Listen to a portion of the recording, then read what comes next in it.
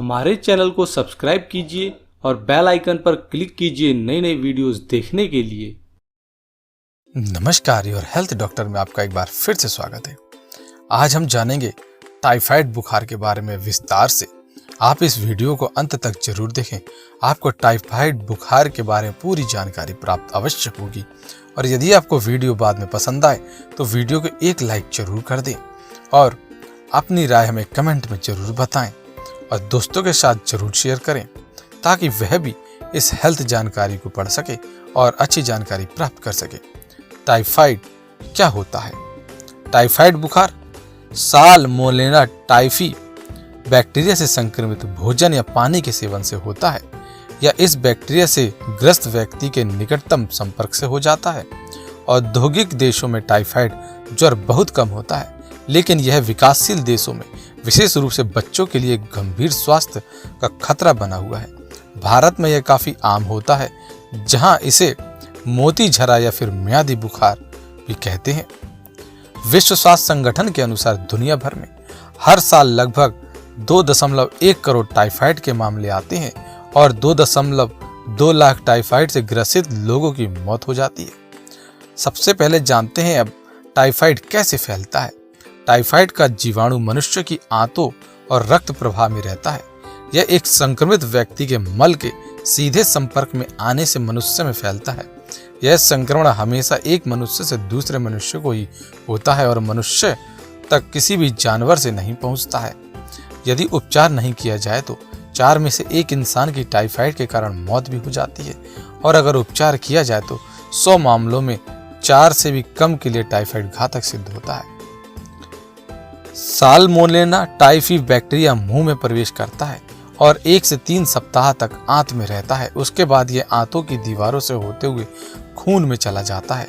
खून के माध्यम से यह अन्य ऊतकों और अंगों में फैल जाता है। आपकी प्रतिरक्षा प्रणाली साल्मोनेला टाइफी से नहीं लड़ सकती क्योंकि यह बैक्टीरिया आपकी कोशिकाओं में बिना आपकी प्रतिरक्षा प्रणाली से प्रभावित हुए सुरक्षित रह सकता है, इसलिए इसको कुछ नहीं होता। टाइफाइड का क्या उपचार है? आमतौर पर टाइफाइड का इलाज हो जाता है, लेकिन कुछ बैक्टीरियों की नस्लों पर आजकल एंटीबायोटिक दवाओं का असर भी नहीं हो रहा है। आइए अब हम आपको बताते हैं कि टाइफाइड बुखार के क्या लक्षण होते हैं। आमतौर पर टाइफाइड रोग के विकास की अवधि 1 से 2 सप्ताह होती है और बीमारी की अवधि लगभग 3 से 4 सप्ताह तक रहती है। टाइफाइड के लक्षण इस प्रकार से होते हैं: व्यक्ति को भूख न लगना, सिर दर्द रहना, शरीर में दर्द रहना, 104 डिग्री फ़ारेनहाइट से ज्यादा बुखार रहना, आलस रहना, दस्त होना, कई लोगों की छाती में कफ जम जाता है, पेट में दर्द और भी पीड़ा होती है। बुखार तो रहता ही है, पर अगर कोई दिक्कत ना आए तो यह बीमारी 3 से 4 सप्ताह में ठीक होने लगती है। जो लोग एंटीबायोटिक से ठीक होते हैं उनमें इस बीमारी के दोबारा होने की संभावना ज्यादा बढ़ जाती है।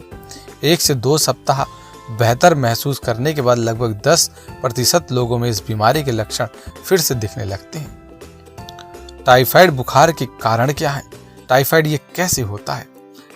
साल्मोनेला टाइफी बैक्टीरिया से संक्रमित व्यक्ति मल त्यागने या पेशाब करने के बाद यदि अपने हाथों को नहीं धोता है और भोजन को उसी हाथ से छूता है तो बैक्टीरिया भोजन में आ जाता है और अगर वो भोजन कोई दूसरा व्यक्ति खाता है तो व्यक्ति भी इस बैक्टीरिया के संक्रमण में आ जाता है और वह संक्रमित हो जाता है। बैक्टीरिया से दूषित शौचालय का प्रयोग करने के बाद अपने हाथों को बिना धोए मुंह को छूने से भी टाइफाइड फैल जाता है। इसलिए यदि आप कहीं भी शौचालय जाएं या सार्वजनिक शौचालय में जाएं तो उसके बाद तुरंत अपने हाथों को अच्छे से जरूर धोना चाहिए, क्योंकि वहाँ कई तरह के लोग शौचालय करने आते हैं, शौच करने आते हैं। यदि संक्रमित व्यक्ति नदी, नाले या पानी आपूर्ति के स्रोत के आसपास मल या मूत्र त्यागते हैं तो वो पानी दूषित हो जाता है और उस पानी में यह बैक्टीरिया फैल जाता है। उसी दूषित पानी को पीना या भोजन को बनाने से पहले उस पानी में धोने से हमारे शरीर में टाइफाइड का संक्रमण हो जाता है। संक्रमित व्यक्ति के मल या मूत्र द्वारा दूषित जल के स्रोत को समुद्री भोजन यानी मछली या अन्य चीजों को खाने से भी टाइफाइड फैल जाता है। संक्रमित मानव मल के खाद्य से उगाई गई सब्जियों को कच्चा खाने या फिर दूषित दूध उत्पादकों के सेवन से भी टाइफाइड फैल सकता है। इस बैक्टीरिया से संक्रमित व्यक्ति के साथ ओरल या अन्य प्रकार के संबंध बनाने से भी ये फैल जाता है। इलाज किए बिना टाइफाइड बुखार से बचने वाले व्यक्ति 20 व्यक्तियों में से एक व्यक्ति संक्रमण फैलने का कारण बन सकता है, क्योंकि बिना टाइफाइड के लक्षण के उस व्यक्ति के शरीर में यह बैक्टीरिया रहता है और वह अपने मल या मूत्र के माध्यम से इसके संक्रमण को फैला सकता है। टाइफाइड होने का जोखिम किन्हें सबसे ज्यादा होता है? यदि आप उन क्षेत्रों में काम करते हैं या यात्रा करते हैं जहां टाइफाइड बुखार सबसे ज्यादा होता है, यदि आप इस बैक्टीरिया से निपटने वाले सूक्ष्म जीव वैज्ञानिक के रूप में कार्य कर रहे हैं तो भी आपको हो सकता है। यदि आप किसी व्यक्ति के संपर्क में आ रहे हैं जो पहले से ही टाइफाइड से संक्रमित है या हाल ही में टाइफाइड बुखार से संक्रमित हुआ है, यदि आप सीवेज द्वारा दूषित पानी पी रहे हैं जिसमें ये साल्मोनेला टाइफी हो तो भी आपको हो सकता है। टाइफाइड बुखार से आखिर क्या बचाव है? टाइफाइड होने से कैसे बचा जा सकता है? इसको कैसे रोका जा सकता है? कई विकासशील देशों में टाइफाइड से बचाव करने वाले उपायों की उपलब्धि थोड़ी मुश्किल हो सकती है, जैसे सुरक्षित पानी उपलब्ध करवाना, स्वच्छता बनाए रखना और उपयुक्त मेडिकल व्यवस्था करना आदि। इसी वजह से कुछ विशेषज्ञ अधिक मात्रा में टाइफाइड लोगों से बचाव करने के लिए टीकाकरण को ही सबसे अच्छा विकल्प मानते हैं। यदि आप किसी ऐसे क्षेत्र में यात्रा करने जा रहे हैं जहां पर टाइफाइड के जोखिम अधिक है तो आपको टाइफाइड का टीका लगवाने का सुझाव दिया जाता है। इसके लिए टाइफाइड के लिए 2 वैक्सीन भी उपलब्ध होती हैं। यात्रा करने से कम 1 हफ्ता पहले आपको इंजेक्शन यानी टीकाकरण करवाना चाहिए और यात्रा के दौरान 4 कैप्सूल खाना जो हर दूसरे दिन में खाया जाता है वह भी आप खा सकते हैं। टीकाकरण भी 100% काम नहीं कर पाता। दोनों प्रकार का टीकाकरण बार बार करवाने की जरूरत पड़ती है क्योंकि समय के साथ साथ इनका असर खत्म हो जाता है।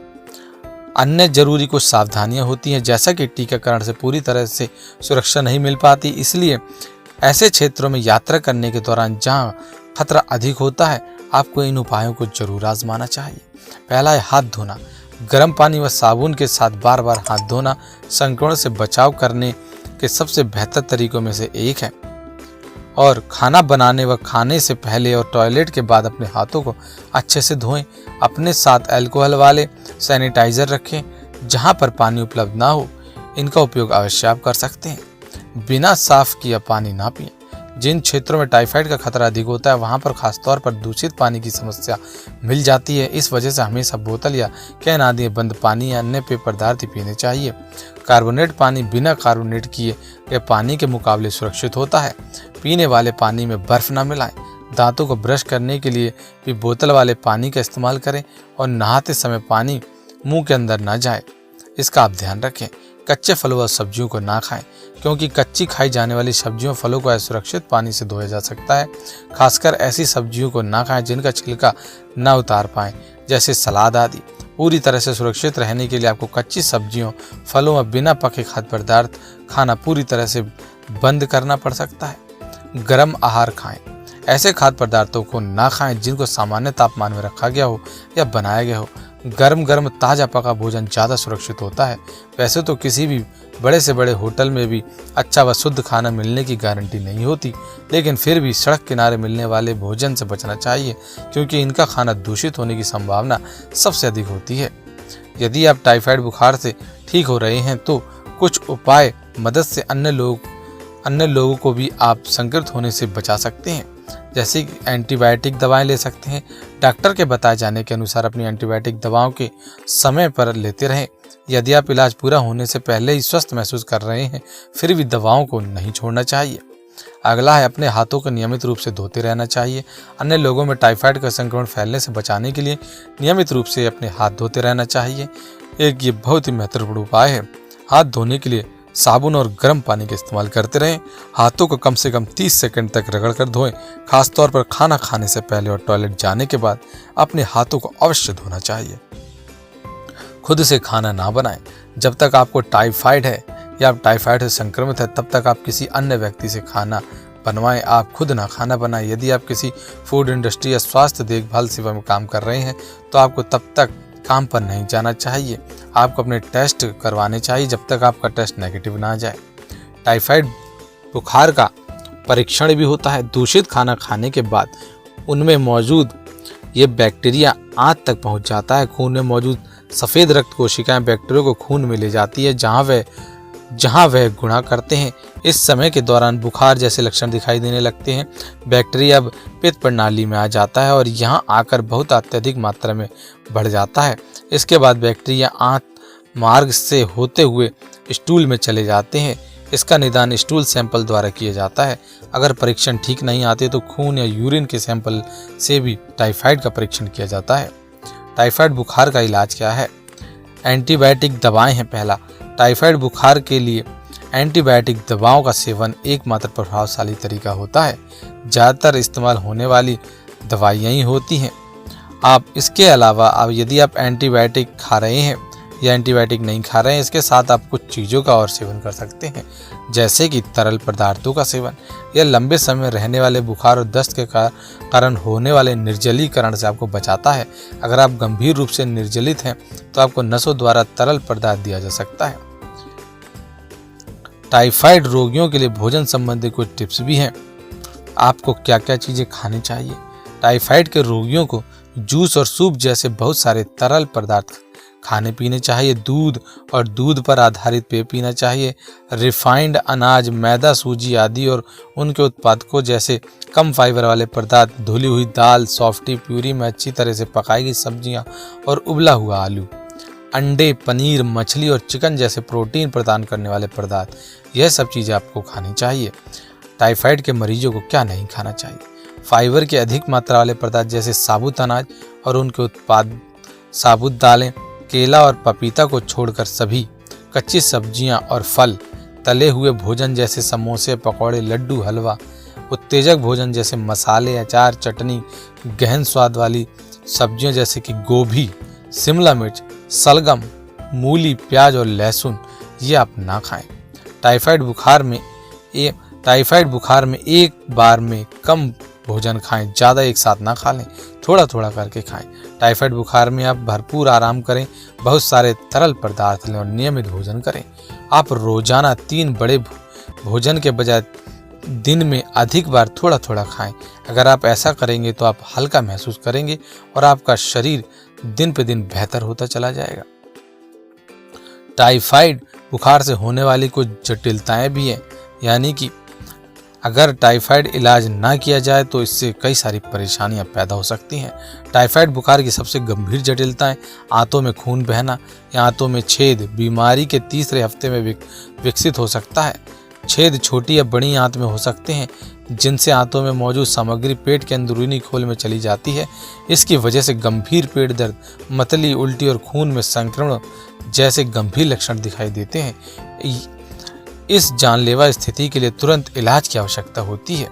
अन्य संभावित जटिलताएं इस प्रकार से हैं: दिल की मांसपेशियों में सूजन, हृदय और बाल्वों की अंदरूनी परत में सूजन, निमोनिया, अग्नाशय का सूजन, गुर्दा का संक्रमण या मूत्राशय का संक्रमण, आपके मस्तिष्क और रीढ़ की हड्डी के आसपास मौजूद मेम्ब्रेन और तरल पदार्थ का संक्रमण और सूजन, मानसिक समस्याएं जैसे कि प्रलाप, मतिभ्रम और पैरानोया यानी समविभ्रम। शीघ्र उपचार के साथ औद्योगिक देशों में लगभग सभी लोग टाइफाइड बुखार से उभर सकते हैं। उपचार के बिना कुछ लोग बीमारी की जटिलताओं से बच नहीं पाते, इसलिए आपको तुरंत ही इसका इलाज जरूर कराना चाहिए। तो आज हमने आपको टाइफाइड से संबंधित सभी प्रकार की पूरी विस्तार से जानकारी दी। यदि आपको आज का यह वीडियो पसंद आया हो तो आप वीडियो को लाइक जरूर कर दें, दोस्तों के साथ शेयर कर दें, और यदि आपका कोई सवाल या सुझाव है तो हमें कमेंट बॉक्स में पूछ सकते हैं। धन्यवाद।